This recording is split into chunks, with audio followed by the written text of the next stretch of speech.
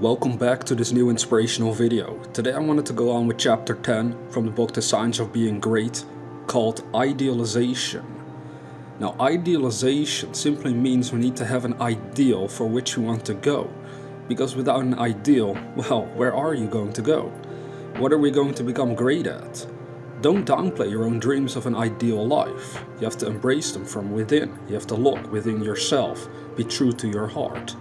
Now, Wallace started this out by saying and reminding us that you are a thinking center in original substance, and the thoughts of original substance have creative power.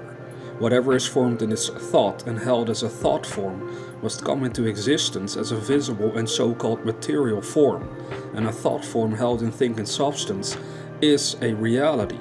It is a real thing, whether it has yet become visible to mortal eye or not.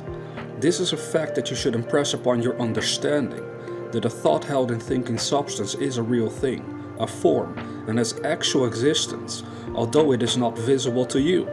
You internally take the form in which you think of yourself, and you surround yourself with the invisible forms of those things which you associate in your thoughts. If you desire a thing, picture it clearly and hold the picture steadily in mind until it becomes a definite thought form. And if your practices are not such as to separate you from God, the thing you want will come to you in material form. It must do so in obedience to the law by which the universe was created. Now, already some very fascinating points, because I really love this chapter. Again, it's not a really big one, but it contains very fascinating information. This intro right here is essentially reminding us in a way of the importance of being patient. Because if I can think of something that I would like to have in my life or like to become, well, you can do the same. But more often than not, it might take a little while, physically speaking, before it actually manifests, before it becomes a total, complete reality for not just ourselves, but everybody else to observe as well.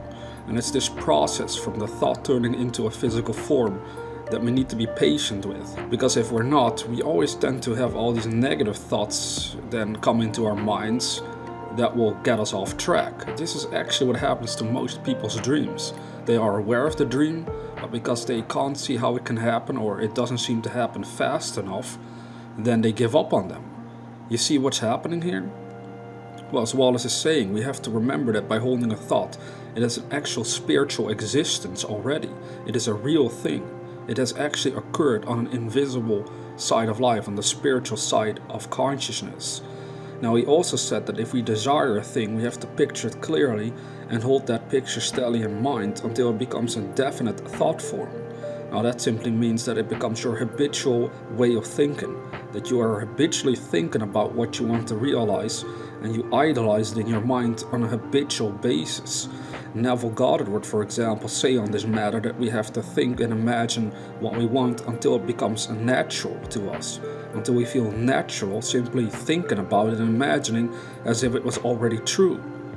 And then we are overriding the old mindset that has brought us the results that we currently experience, but now we're going to go into bigger and greater results, so we're going to have to alter our minds accordingly. Then the final point I wanted to note was that he said we have to make sure that our practices are not such as to separate us from God. Now, this simply means that you're going to have to be in harmony with your own dream. Don't do things that contradict your own dream. This is a very subtle thing that could occur to every one of us, where we might be indulging in activities that aren't bringing us closer to the realization of our dreams if we would be honest with ourselves. But as long as we're honest with ourselves and are doing the very best we can do, allowing God to guide us to the actions we feel compelled and inspired to take, well, then we're on the right track and it's still going to move into form, no matter how long it seems to take. Now, Wallace went on to say that make no thought form of yourself in connection with disease or sickness, but form a conception of health. Make a thought form of yourself as strong and hardy and perfectly well.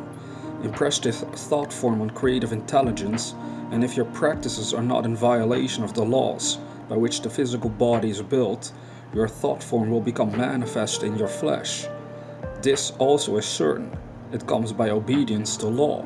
Now make a thought form of yourself as you desire to be, and set your ideal as near to perfection as your imagination is capable of forming to conception. He went on to say that, let me illustrate this. If a young law student wishes to become great, Let him picture himself, while attending to the viewpoint, consecration, and identification as previously directed, as a great lawyer, pleading his case with matchless elegance and power before the judge and jury, as having an unlimited command of truth, of knowledge, and of wisdom. Let him picture himself as the great lawyer in every possible situation and contingency, while he is still only the student in all circumstances. Let him never forget or fail to be the great lawyer in his thought form of himself.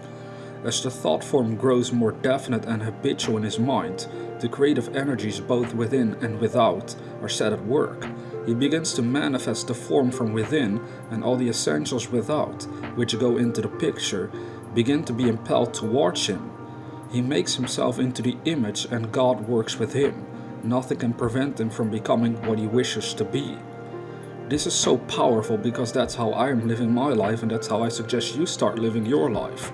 This is an example of a lawyer, but we have to understand we can take this example and relate it to our own dreams, no matter what they are. You might not want to be a lawyer, it's okay.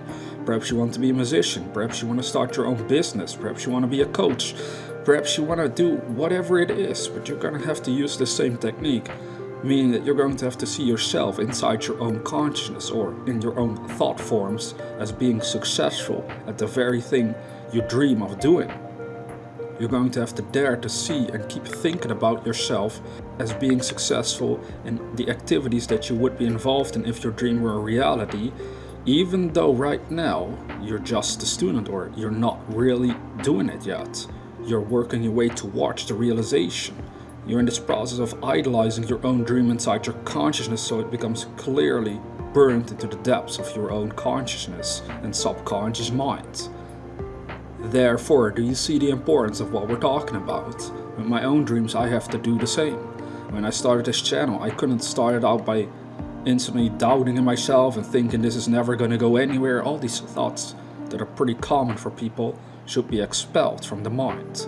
And then we instead want to start idolizing our own dreams. We start to think in terms of success, of yes, I can do this, yes, I will do this. This again, you're going to have to measure for yourself based on your own dreams and then apply the technique. Now he went on to say that in the same general way the musical student pictures himself as performing perfect harmonies and as delighting vast audiences, the actor forms the highest conception he is capable of in regard to his art and applies this conception to himself. The farmer and the mechanic do exactly the same thing. Fix upon your ideal of what you wish to make of yourself. Consider well and be sure that you make the right choice, that is, the one that will be the most satisfactory to you in a general way. Do not pay too much attention to the advice or suggestions of those around you. Do not believe that anyone can know better than yourself what is right for you. Listen to what others have to say, but always form your own conclusions. Do not let other people decide what you are to be. Be what you feel that you want to be. This is also very essential. I have that underlined because again, when I first started out studying these teachings, I had dreams and I was like, should I really apply these techniques to my dream? Is this going to really help me? And because I wasn't sure yet, I didn't study this for long enough, I might ask friends or even family here and there sort of briefly, and I wouldn't go too deeply into it because I knew they weren't studying this, but I would just sort of hint at it that I was studying this sort of material and then ask what they would think of it. And more often than not, it's true, some of them would openly admit that they thought it was kind of strange and bizarre and didn't know for sure for themselves. And you see what happens then is that you might start to doubt whether you should really apply this to your own dreams.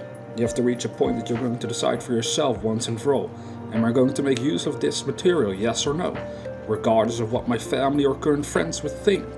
Because they might doubt in it, they might laugh at it, they might think it's silly. It doesn't matter, just show to them, and to yourself most of all, that this can work for you. And then as you make it work, well then they're going to see evidence eventually show up in your world that you're living a better and greater life. And they might become curious, they might be wondering, how did you do that? And then you can teach them.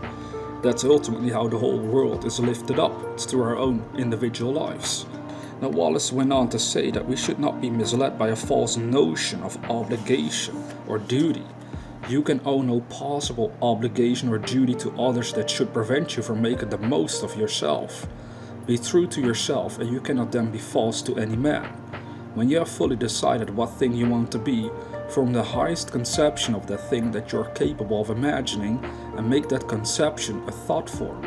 Hold that thought form as a fact, as the real truth about yourself, and believe in it. Close your ears to all adverse suggestions. Never mind if people call you a fool and a dreamer. Dream on. Remember that Napoleon Bonaparte, the half-starved lieutenant, always saw himself as the general of armies and the master of France, and he became an outward realization what he held himself to be in mind. So likewise will you. Attend carefully to all that has been said in the preceding chapters, and act as directed in the following ones, and you will become what you want to be. Now that is the end of the chapter, and indeed, the next chapters are going to become more and more fascinating on how to apply these techniques. But if you've been paying attention, these techniques are very similar to what we shared from one of his other books, The Science of Getting Rich. Because again, we're going to be using our imagination, as he's been mentioning throughout this chapter here and there. You're going to have to use your imagination to see yourself successful, to start dreaming, to allow yourself to dream and enjoy that, and enjoy becoming aware of what you really would like to have, without caring if other people believe in you or not. You're going to have to believe in it for yourself. That's essentially what you're called upon to do. And as you do so, then the process of idealization starts to take on motion, take on, speed inside of your consciousness, which will ultimately lead you into what we would describe in the next chapter as realization. Because I know you want to realize your dreams. You don't want to stay stuck. I know that is the truth. I don't want to stay stuck either. If I have a dream, I want to realize it. And I know it's the same for you. But together, we're going to push ourselves beyond all those doubts and petty worries and perhaps adverse suggestions we might still get from the people around us. Because even though many of them, friends and family, mean well, if their adverse suggestions is going to hold you back from realizing your dream, your whole life is off balance. You won't ever be truly and fully fulfilled with your own existence. Because again, always remember, the dreams you have are God-given. The things you're most passionate about, especially in an optimistic way, well, they are God-given. They are truly given to you by the universe. And that is something you want to start considering for yourself.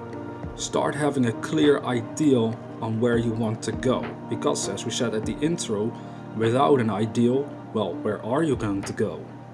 So keep on dreaming. It's okay, don't worry about it. You should be a dreamer in order to change and manifest better things, not just for yourself, but the whole world. Now, if you're new to this channel, consider subscribing to receive inspirational videos on a regular basis. And with that being said, dear viewer, never forget that we are the dreamers.